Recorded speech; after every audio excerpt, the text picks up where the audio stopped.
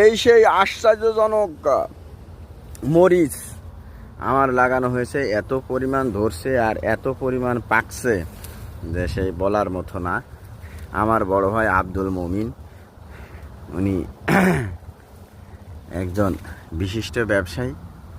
উনি আমাকে ভিয়েতনামে দেখা হওয়ার পর এই মরিচ গাছের বীজ দিয়েছিলেন। সেই বীজ নিয়ে এসে এখানে আমি লাগিয়েছি। আমি দক্ষিণ কোরিয়া থেকে বলতেছি। একটা পাহাড়ের প্রান্তে সাইডে, রাস্তার সাইডে পরিত্যক্ত জমিতে এই বীজ লাগানো হয়েছে। লাগানোর পরে অস্বাভাবিক ফলন আমরা এখানে লক্ষ্য করতে পারছি, এবং এগুলা না তোলার কারণে খুবই পাকছে, খুবই সুন্দর। এটা খুবই সুন্দর, খুবই সুন্দর।